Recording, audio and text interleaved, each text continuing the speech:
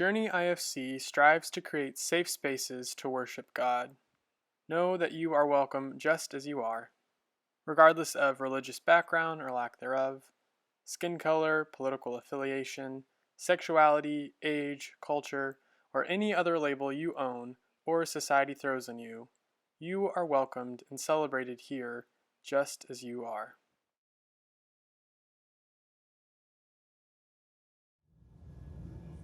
Good morning. Good morning. I'm Susan. Hi, Susan. Our reading today is from Genesis 27, 1 through 27. It's the story of a man named Jacob who embodies some of the spirits of a type 3. When Isaac was old and his eyes were dim so that he could not see, he called his elder son Esau and said to him, "See, I am old. I do not know the day of my death. Now then, take your weapons and go out to the field and hunt game for me. Then prepare for me savory food, such as I like, and bring it to me to eat, so that I may bless you before I die." Now Rebekah was listening, so when Esau went to the field to hunt for game for his father, Rebekah said to her son Jacob, "I heard your father say to your brother Esau, 'Bring me game and prepare for me savory food to eat, that I may bless you before the Lord before I die. Now therefore, my son, obey my word as I command you. Go to the flock and get me 2 choice kids, so that I may prepare from them savory food for your father, such as he likes. And you shall take it to your father to eat, so that he may bless you before he dies." But Jacob said to his mother Rebekah, "Look, my brother Esau is a hairy man, and I am a man of smooth skin. Perhaps my father will feel me, and I shall seem to be mocking him, and bring a curse on myself and not a blessing." His mother said to him, "Let your curse be on me, my son. Only obey my word. Go get them for me." So he went and he got them and brought them to his mother, and his mother prepared savory food such as his father loved. Then Rebekah took the best garments of her elder son Esau and put them on her younger son Jacob, and she put the skins of the kids on his hands and his neck. Then she handed the savory food and the bread that she had prepared to her son Jacob. So he went in to his father and said, "My father." And he said, "Here I am. Who are you, my son?" Jacob said to his father, "I am Esau, your firstborn. I have done as you told me. Now sit up and eat of my game so that you may bless me." But Isaac said to his son, "How is it that you found it so quickly, my son?" He answered, "Because the Lord your God granted me success." Then Isaac said to Jacob, "Come near that I may feel you, my son, to know whether you are really my son Esau or not." So Jacob went up to his father Isaac, who felt him and said, "The voice is Jacob's voice, but the hands are the hands of Esau. Are you really my son Esau?" He answered, "I am." And then he said, "Bring it to me, and I may eat of my son's game and bless you." So he brought it to him, and he ate, and he brought him wine, and he drank. And then his father Isaac said to him, "Come near and kiss me, my son." So he came near and kissed him, and he smelled of the smell of his garments and blessed him. So throughout the series, we have been exploring the ancient personality typing system called the Enneagram.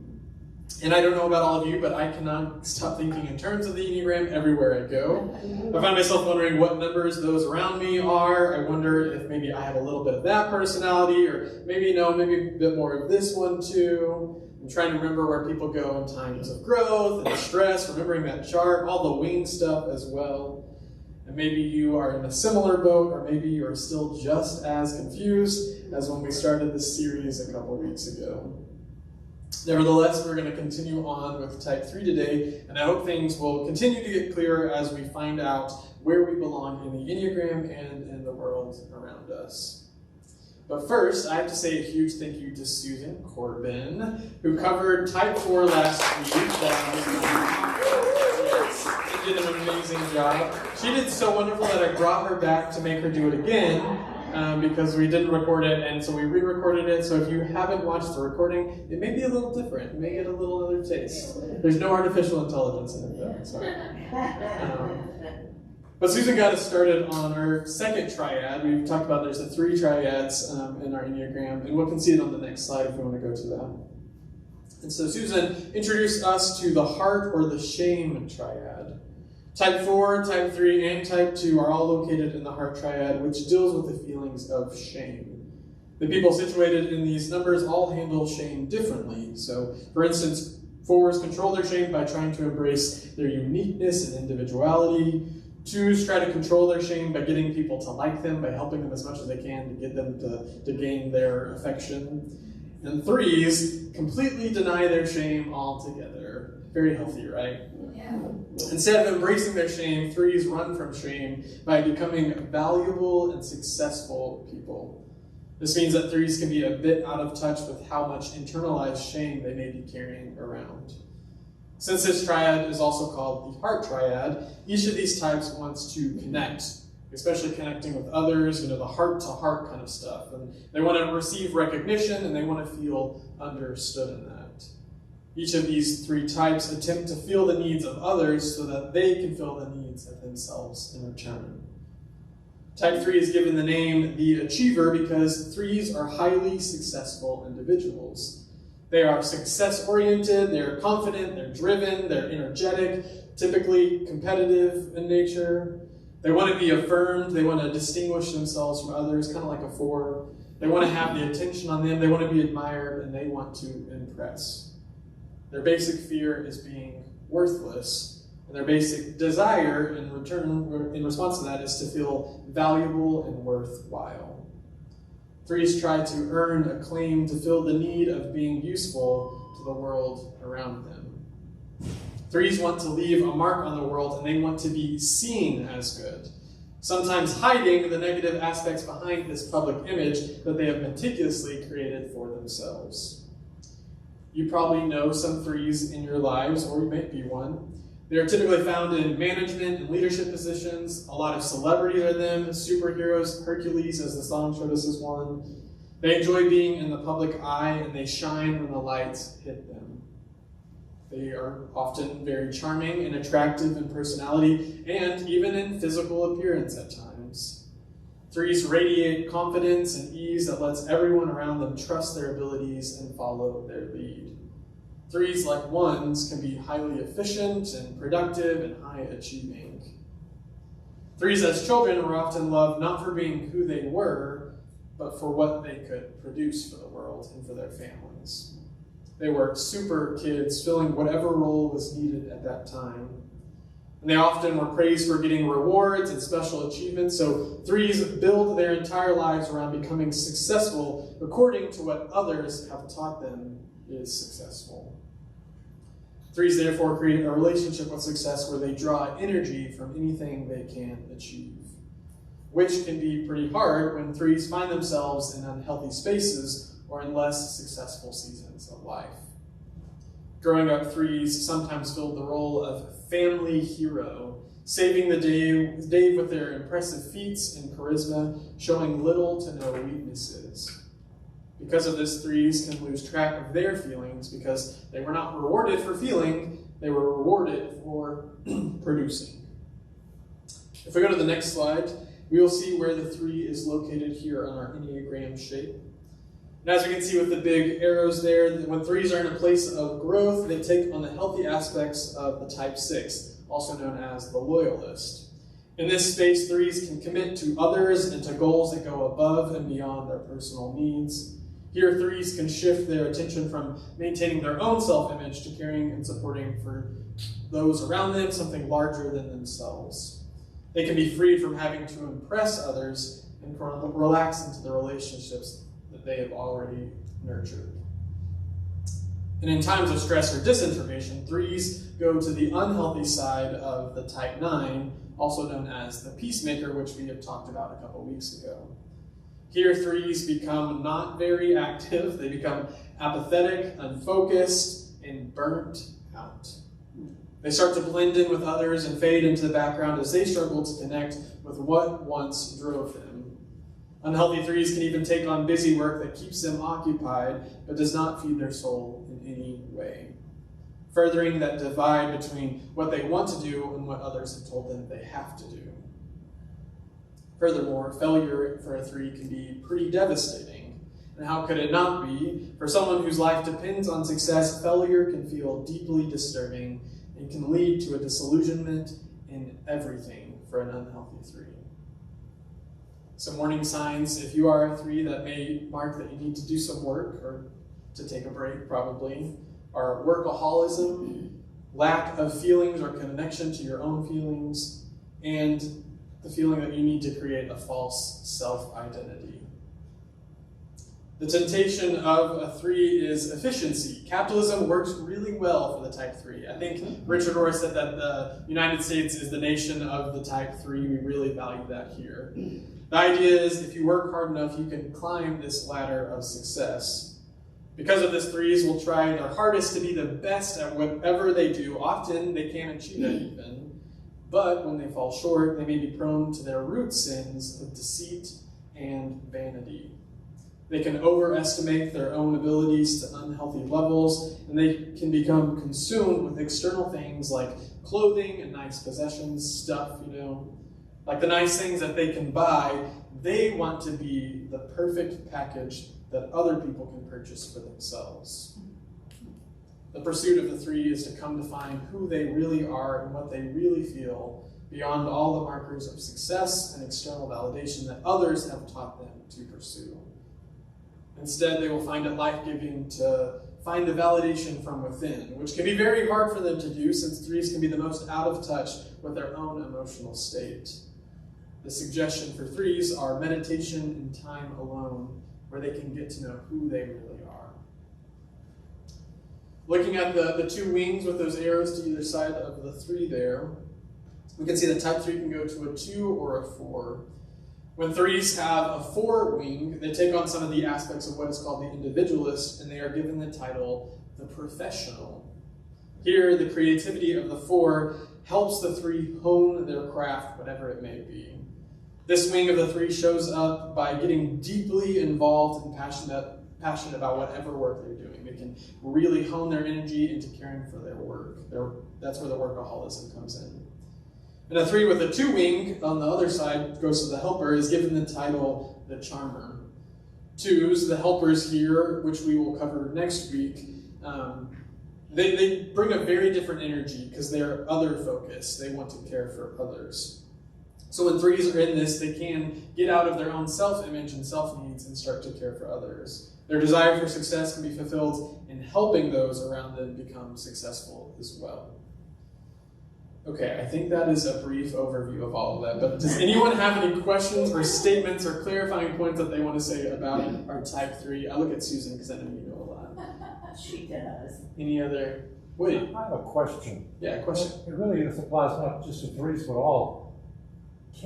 Over the course of a person's life, can you change from one number to another? Yeah, so that's a good question. Can you change from one to another? So the Enneagram people say you can't. So the big ones say you are the same throughout your life, you just shows up in different ways. I don't know how I feel about that. I like to think we evolve a lot, but that's kind of where you get these arrows, is that realistically every person should have all the aspects of every number. We should be taking on, and all of us are made up of this. And we favor one of them because of whatever needs we had as a kid or whatever gifts we had. We tend to favor one. But we typically kind of work our way through the Enneagram. But we situate more steadily in one area. Susan might have a good clarifying point to that. I think that mic there. Does it work? I think, yeah, it's hot. What you have to remember is it's basic motivations and what you do when you're just reacting to things. So, as a 9, my first reaction when I'm not thinking or anything is I'll step back and I'll let everybody else make a decision. But when I'm aware that that's what I do, I can take a step forward and say, yes, I do have an opinion. So it's the basic motivation, and your basic motivation never really changes. That doesn't mean you can't do all the things that are there, And like we say, when I'm under stress, I'll go to the low side 6, which means I get paranoid and all that kind of stuff. But my basic motivation hasn't changed. So that's what you have to remember is what is the basic motivation? And the basic motivation of the 3 is they want to appear to be successful because they don't think they're worth anything. And so, you just have to, that's why it took me a long time to decide between the 9 and the 2, because they're both helpers. But the 2s help because they want other people to love them, and 9s help because they want to keep the peace. So if you can figure out what your basic motivation is, or if a basic motivation resonates with you, I think that's kind of where the key is. Yeah, and sometimes the triads can help you narrow down what area that you tend to be in. It can get so complicated, but that is a good question, Woody. Maybe you could change, maybe, I don't know. Yeah, and I think it's a good point that to note that there's no, like, what is it, platonic ideal of, like, there's no one that is the perfect 3.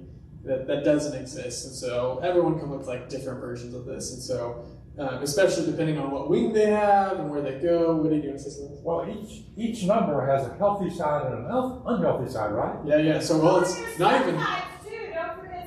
There's subtypes. We can go so deep into this. We can get several series on that. But yeah, it's not really sides. It's more of a spectrum. So there's ways of seeing what place are you in your kind of growth or stress. And you can take on any of those characteristics of any of it at any point. So it just gets even more complicated. But as you said, Jacob is our character. So I want to dive in a little bit just to our type 3 from the Bible, which is Jacob from the book of Genesis. Wait, did you want to say something? Yeah, I think that's why, like I really enjoy going to therapy. So, because I think you kind of realize the way that you are, like your base, like what she said, and because it does come. I think a lot of it does come from your childhood and stuff, and then which is fine, and I think it's accepting that, and then it's realizing, being aware of it. But then realizing in your current, in your life, where maybe that doesn't fit you anymore. Yeah, where can I evolve? Yeah. And then also giving yourself grace whenever you do go back to that space again. It's saying, hey, okay, it's being aware and saying, hey, okay, I know this is our baseline, but we can tweak this a little bit, and it's okay. I mean, I think realizing that that's kind of like your. Where you began, and then if you kind of go back there a little bit, just realizing it's okay, Yes, there's a lot of have grace for yourself wherever you are in this. There's no judgment in being in a growth or stress phase. And I think that's where it's there's not so much a good and a bad or a this or a that. I think it's all just fluid, but it's just being aware. Yeah, and I even think the term healthy or unhealthy I have problems with. Because that's kind of what is used in Enneagram. When you're in a healthy place, you go here, in an unhealthy place. And it's like... That's why you use stress and growth. Yeah, I like that. We all have that. Yeah. So let's move into Jacob. So we read from chapter 27 today, but really Jacob's entire story arc, I think, fits the type 3 fairly well. And so the story goes that there's a man named Isaac who marries a woman named Rivka in the Hebrew, and she becomes pregnant with twins. And anytime there's twins in the Bible, which there's a lot of twins in the Bible, this is a big deal. It's kind of like Hercules having this dual identity. There's the heavenly and the earthly. And so anytime there's twins, we know that somehow God has been an influence in there, and there's some big something about to happen. And it's seen that twins are a double blessing, and therefore this sets up the idea that Isaac and Rebekah's offspring are going to have something big come from them. So the first son is Esau, who grows up to be a man of the field, as it says, and he's really hairy, which is an important factor, I guess. But he's really close to his dad; they really connect. And then you have Esau, his brother, who's right on his heels. Literally, Jacob comes out grasping on his brother's heel, at least as the story goes, marking the beginning of this kind of lifelong battle for success and greatness between these two brothers. Unlike his brother, Jacob is not skilled in hunting, but is more suited to the housework, and that's probably why he's closer to his mother, Rebekah, maybe. And a lot of queer readings of the scripture, they see Jacob as kind of a queer character because he's blurring the lines of what does it mean to be masculine or feminine, which is interesting. So culturally, Esau, being the firstborn son, he was expected to receive this birthright blessing from his father. It was like the natural line of succession. The firstborn son got the blessing. But Jacob did not take well to the idea of being second in line for anything because he was very type 3. He wanted to achieve. So Jacob becomes deceitful and tricky, a trickster, which is another big theme throughout Genesis about the trickster types. And he uses his wits to outsmart his brother and father so that he can receive this beloved birthright blessing intended for his brother Esau. But Rebecca instigated that, right? Yep. So with the help of his trickster mother, Rebecca, it's like you're a step ahead of me right there. Sorry. And I wouldn't even just say the help. She orchestrates the entire plan to fool the sick and dying Isaac. He's dying at this point. This is why he can't see or hear well. So it's a little manipulative. We're going to get Rebecca when we do another woman series again. We'll get that. She's a fun one to play with. But she helps Jacob get Isaac to give Jacob this blessing. So Jacob deceives so he can become great himself and be successful. And so this is where we see that drive for success that is very in line with the type 3. Threes strive to appear good, even if they're masking something, even if there's something else going on under the scene. In this scheme to get his birthright blessing, Jacob wears the skins of an animal to appear hairy like his brother Esau. He also dons his brother's clothing to smell like his, woodsy, outdoorsy, stinky brother, And in this moment, Jacob is not himself, which is kind of like threes. They're not always themselves. Instead, he's wearing a mask of who his father wants him to be, which is Esau.